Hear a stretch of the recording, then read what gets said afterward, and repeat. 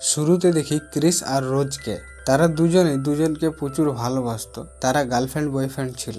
তো রোজ সিদ্ধান্ত নেয় ক্রিসকে তাদের বাসায় নিয়ে যাবে, তার ফ্যামিলির সঙ্গে তার পরিচয় করাবে। তো ক্রিস ভয় পাচ্ছিল তার ফ্যামিলি তাকে অ্যাকসেপ্ট করবে না, কারণ সে কালা বলে। রোজ তাকে বলে তার ফ্যামিলি রং নিয়ে কাউকে জাজ করেনি, তারা সবাইকে মানুষ হিসাবে দেখে। ক্রিস কিন্তু রোজকে প্রচুর ভালোবাসতো। কিন্তু রোজ কি ক্রিসকে সত্যি ভালোবাসতো নাকি তার সঙ্গে ভালোবাসার নাটক করে রে? তো এরপর তারা দুজনে রোজের বাড়ি যায়। রোজের ফ্যামিলি তাকে হাসতে হাসতে অ্যাকসেপ্ট করে। ক্রিস যেটা ভাবছিল যে তার ফ্যামিলি তাকে অ্যাকসেপ্ট করবে না, সেই ধারণাটা তার ভুল হয়। রোজের ফ্যামিলি তাকে অ্যাকসেপ্ট করে। তারা সেই দিনটা বেশ হাসি খুশিতে কাটায়। রোজের মা যে কোনো মানুষকে হিপনোটাইজ করতে পারে। তোমার যদি কোনো খারাপ আদত থাকে যেটা তুমি করতে খুব মজা পাও, কিন্তু সেই আদতটা তুমি ছাড়তে চাও, তো রোজের মা তোমাকে এমনভাবে হিপনোটাইজ করে দিবে, দ্বিতীয়বার সেই আদতটা করতে তোমাকে আর মজা লাগবে না, তোমাকে ঘিন লাগবে সেই কাজটা করতে। তাদের বাড়িতে দুটো কালো কাজের মানুষ ছিল। ক্রিস ভাবতো যে তার ফ্যামিলি হয়তো তাকে অ্যাকসেপ্ট করবে না, হয়তো তার ফ্যামিলি শুধু তার চোখের সামনে হাসি খুশি থাকার অ্যাক্টিং করে রে। একদিন কি হয়, রোজের ভাই জেরেমি তাদের বাড়িতে আসে। এক সপ্তাহ পর তাদের বাড়িতে একটা পার্টি ছিল। এই পার্টিটা তারা রেখেছিল তাদের দাদুর জন্য। তো সেই রাতে তারা একসঙ্গে ডিনার করে একে অপরের ব্যাপারে বেশ অনেক কিছু কথা বলে। তো রোজের মা ক্রিসকে জিজ্ঞাসা করে তার মা বাবার ব্যাপারে। ক্রিস বলে সে যখন ছোট ছিল তার বাবা তাদেরকে ছেড়ে চলে গেছে, আর তার মা একটা দুর্ঘটনায় মারা যায়। এরপর তারা যে যার রুমে যায় ঘুমানোর জন্য। ক্রিসের ঘুম আসছিল না, তার এখানে সব কিছু কেমন যেন মনে হচ্ছিল। তো সে কি করে, একটা সিগারেট নিয়ে বাইরে গার্ডেনে চলে যায় খাবার জন্য। হঠাৎ সে দেখতে পায় তাদের বাড়ির কাজের লোকটা তার দিকে দৌড়ে আসতেছে এবং তার থেকে পাশ কাটিয়ে সেখান থেকে চলে যায় তাকে কিছু না বলে। সে এটা দেখে খুব ভয় খেয়ে যায়। তো এরপর সে দেখে তাদের বাড়ির কাজের মেয়েটা রাত্রেবেলা জানলার দিকে তাকিয়ে সে অন্য রকমের আচার আচরণ করতেছিল। ক্রিস এসব কিছু দেখে কিছুই বুঝতে পারেনি যে আসলে এখানে কি হয় রে। তো এরপর সে বাড়ির ভিতরে যায়। সে দেখে রোজের মম এখনো জেগে আছে। তো রোজের মম তাকে ডাকে কিছুক্ষণ কথা বলার জন্য। তো রোজের মা তাকে আবার জিজ্ঞাসা করে তার মা কিভাবে মারা গেছে। তো ক্রিস বলে সে এই ব্যাপারে বলতে চায় না। এসব কিছু সে যখন ভাবে তার খুবই কষ্ট হয়, খারাপ লাগে। রোজের মা কি করে, একটা চায়ের কাপে চামচ হিলাতে শুরু করে, মানে এইটা করে সে ক্রিসকে হিপনোটাইজ করে। ক্রিস অটোমেটিক তার মায়ের ব্যাপারে বলা শুরু করে। সে বলে একদিন রাত্রেবেলা তার মা কাজ শেষে বাড়ি ফিরতেছিল। তো সেই রাত্রে অনেক জোরে বৃষ্টি হতেছিল। তো কি হয়, তার মার উপরে একটা বজ্র পড়ে আর সে সেখানেই মারা যায়। ক্রিস এসব কিছু বলতেছিল এবং কান্নায় ভেঙে পড়তেছিল। কিছুক্ষণ পর সে বুঝতে পারে যে সে আর হিলতে পারেনি, তার পুরো শরীর প্যারালাইজ হয়ে গেছে। সে রোজের মাকে জিজ্ঞাসা করে তার সঙ্গে কি হয়েছে। রোজের মা বলে তার শরীর এখন প্যারালাইজ হয়ে গেছে এবং সে একটা অন্ধকার জায়গায় হারিয়ে যায় রে। তো সে সেই জায়গাটা থেকে বেরানোর প্রচুর চেষ্টা করে রে, কিন্তু সে কিছুই করতে পারেনি। সে যত হিলে রে সে তত আরো গভীরে চলে যায় রে। তো এরপর তার ঘুম ভাঙে। তো ক্রিস রোজকে বলে কাল রাতে তার মা তাকে হিপনোটাইজ করেছিল। সে এখন সিগারেট দেখলে তাকে ঘিন আসে।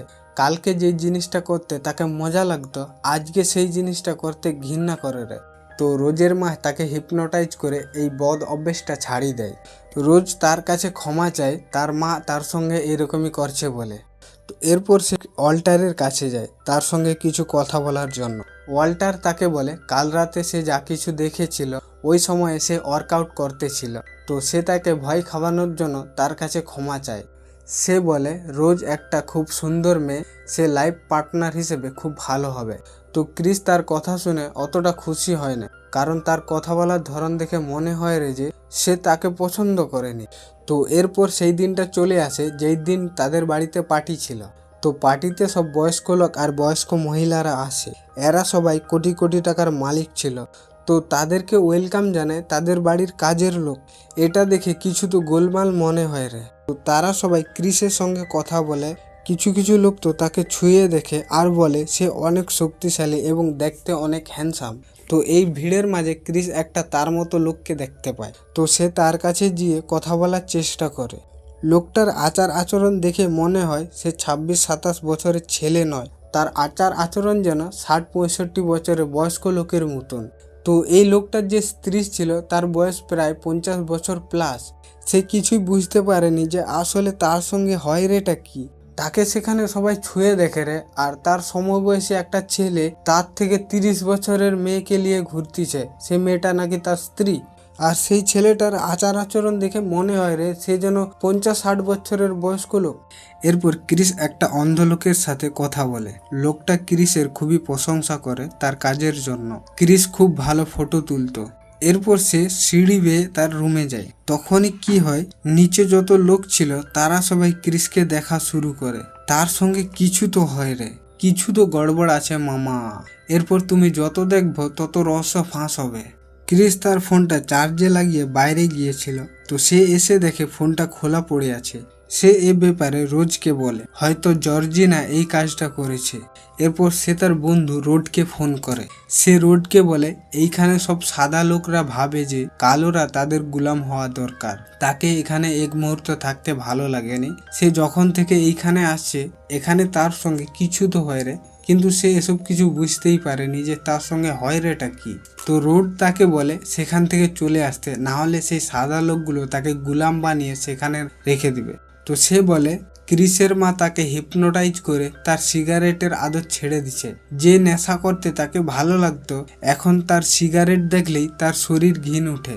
রোড তাকে বলে ওখান থেকে পালিয়ে আসতে, না হলে সাদা লোকগুলো তাকে হিপনোটাইজ করে গুলাম বানিয়ে রাখবে।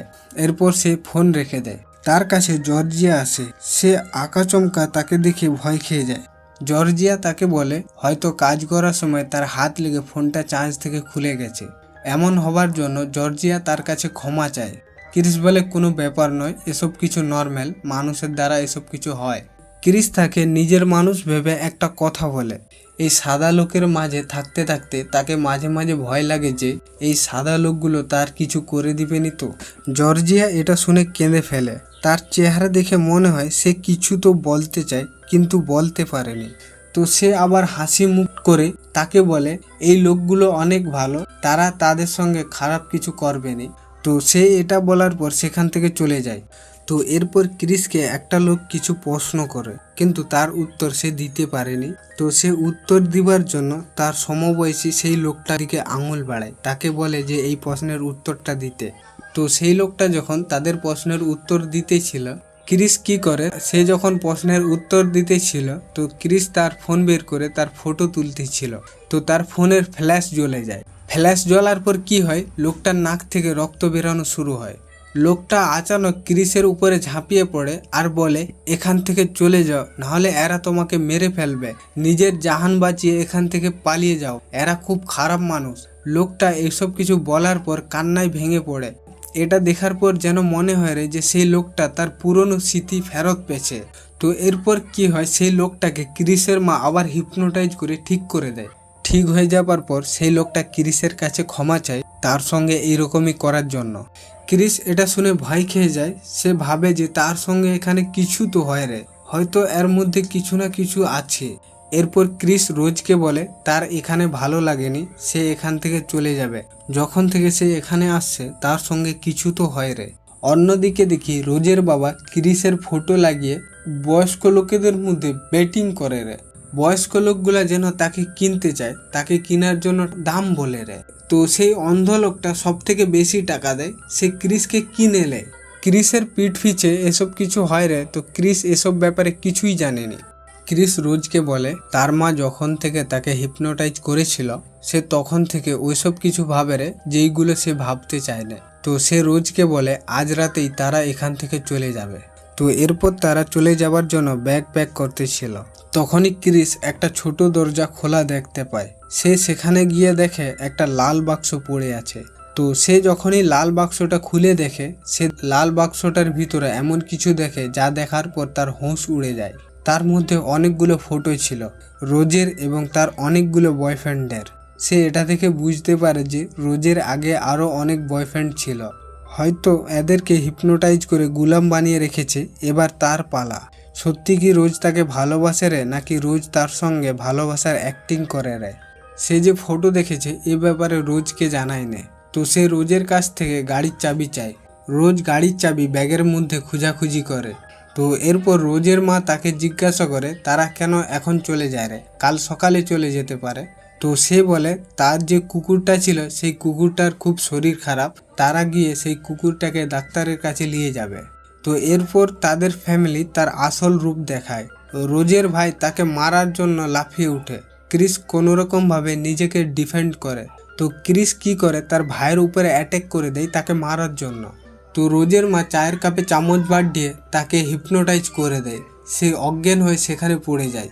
অন্যদিকে ক্রিসের বন্ধু রোড তাকে বারবার ফোন করে, কারণ ক্রিস তাকে বলেছিল যে তারা রবিবারে বাড়ি ফিরে যাবে, কিন্তু ক্রিসের ফোন কেউ উঠায় না।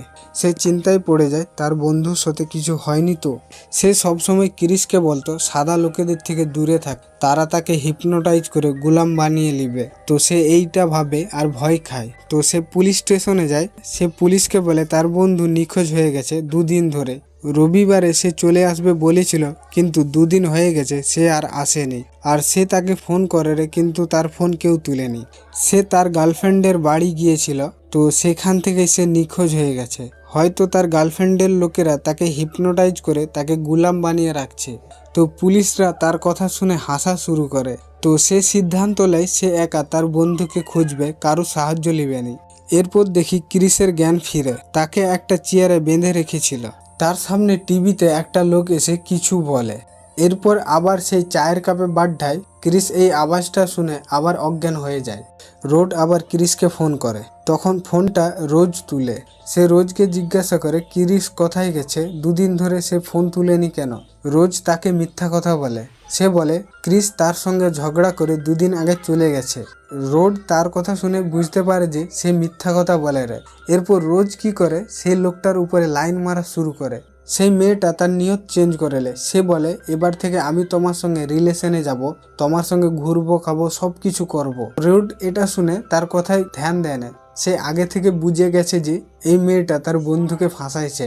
রোজের ফ্যামিলি কি করে জানো, রোজ একটা কালো ছেলের সঙ্গে ভালোবাসার নাটক করে, তাকে তার বাড়িতে নিয়ে আসে তার বাবা মার সঙ্গে দেখা করার জন্য। তার বাবা মা তাদের সামনে হাসি খুশি থাকার অ্যাক্টিং করে। অ্যাকচুয়ালি তাদের প্ল্যান হচ্ছে যে এই কালো ছেলেটাকে তারা ওই সব বয়স্ক লোকেদের কাছে বিক্রি করে দিবে। এবার হয়তো তোমরা ভাবছো যে তারা এই কালো ছেলেকে নিয়ে কি করবে। এরা কি করতো যে এই কালো লোকদের বডি ইউজ করতো, তারা সার্জারি করে মাথা থেকে ব্রেন আলাদা করে দিত। যে লোকটা বেশি টাকা দিয়ে এই কালো লোকটাকে কিনেছে তার মাথা থেকে ব্রেন বের করে এর মাথায় ফিট করে দিত। মানে বডি থাকতো সেই কালো ছেলেটার, কিন্তু কন্ট্রোল থাকতো সেই টাকাওয়ালা বুড়ো লোকটার। ক্রিস যে অতগুলো ফটো দেখেছিল যে রোজের এতগুলো বয়ফ্রেন্ড, তারা সবের সঙ্গে এইরকমই করছে। ওই যে পার্টিতে একটা ছেলেকে দেখেছিলাম ক্রিসের সমবয়সী, কিন্তু তার আচার আচরণ দেখে মনে হয় রে যে সে 50-60 বছরের বয়স্ক লোক। আসলে ওই সাদা মেয়েটার স্বামীর ব্রেন ওই কালো ছেলেটার ব্রেনে আছে। তো বডি তো সে কালো ছেলেটার, কিন্তু কন্ট্রোল করে রে এই বয়স্ক লোকটা। তো এরপর দেখি আবার ক্রিসের জ্ঞান ফিরে, তার সামনে সেই অন্ধ লোকটা আসে। অন্ধ লোকটা তাকে বলে এবার থেকে তার বডিতে কবজা করবে। বডি থাকবে ক্রিসের, কিন্তু কন্ট্রোল থাকবে সেই অন্ধ লোকটার। ক্রিস কি করে তাকে অজ্ঞান করার আগে তুলা নিয়ে তার দোকানে ঢুকিলে, আর যখনই চায়ের কাপে চামচ বাড্ডায় সে অজ্ঞান হবার অ্যাক্টিং করে। এরপর তাদের দুজনে সার্জারি করার জন্য রোজের ভাই ক্রিসকে নিয়ে আসতে যায়। সে যখন ক্রিসের হাত পা খুলে দেয়, ক্রিস এই সুযোগে কি করে তার মাথায় মেরে তাকে অজ্ঞান করে দেয়। ক্রিস ভাবে হয়তো সে মারা গেছে। তো এরপর সে কি করে একটা হরিণের মাথা নিয়ে রোজের বাবাকে মেরে দেয়। এরপর সে রোজের মার কাছে যায়। তো রোজের মা যখন তাকে দেখে, তো তাকে হিপনোটাইজ করার জন্য চায়ের কাপটা লিবার জন্য দৌড়ে যায়। ক্রিস তার আগে দৌড়ে গিয়ে চায়ের কাপটা ফিলিয়ে ভেঙে দেয়। তো সে কি করে রোজের মমকেও মেরে দেয়। তো এরপর সে বাড়ি থেকে বেরানোর চেষ্টা করে, তখনই পিছন থেকে দৌড়ে এসে রোজের ভাই তাকে ধরে নেয়। সে কি করে তার ভাইকেও মেরে দেয়, তার মুখে বারবার লাত মেরে দেয়। তার যত রাগ ছিল এদের ফ্যামিলির উপরে সে সব রাগ তুলে নেয়। সবাই মারা গেছে, শুধু বেঁচে ছিল রোজ। তো রোজ উপরে হেডফোন লাগিয়ে গান শুনতেছিল আর একজনের ফটো দেখতেছিল। তো এরপর ক্রিস একটা গাড়ি নিয়ে সেখান থেকে চলে যাচ্ছিল। তো আচমকা তার গাড়ির সামনে সেই কাজের মেয়েটা চলে আসে, সে তাকে ধাক্কা মেরে দেয়। ক্রিস কি করে সেই মেয়েটা সাহায্য করার জন্য তাকে গাড়িতে তুলে নেয়। এই মেয়েটা তাদের গুলামি করতেছে, সেও তাকে মুক্তি দিবে বলে তার গাড়িতে তুলে নেয়। তো সেই মেয়েটা কি করে ক্রিসের উপরে ঝাঁপটিয়ে পড়ে আর বলে তুমি আমার ফ্যামিলিকে বরবাদ করেছো, তার গাড়িটা কন্ট্রোল হারিয়ে একটা খুঁটিতে গিয়ে ধাক্কা লেগে যায়, যার কারণে মেয়েটা সেখানেই মারা যায়। তো এরপর রোজ নিচে আসে, সে একটা বন্দুক নিয়ে ক্রিসের উপরে গুলি চালায়। ক্রিস কোনো রকম ভাবে তার থেকে দূরে ভাগার চেষ্টা করে। তো রোজ সেই কালো লোকটাকে, মানে সে তাদের কাজের কালো লোকটাকে বলে, দাদাজি ওকে ধরো। তো সে লোকটা এই কথা শুনে তাকে ধরার জন্য দৌড়ে চলে যায়। ক্রিস এটা দেখে বুঝে যায় যে এই লোকটাকে রোজের দাদু কন্ট্রোল করে রে, মানে এই লোকটার মাথায় রোজের দাদুর ব্রেন আছে। এই লোকটার আসল স্মৃতিশক্তি এখন আর নেই। তো সে কি করে, মোবাইলের ফ্ল্যাশ জ্বালিয়ে তার আবার স্মৃতি ফেরত নিয়ে আসে।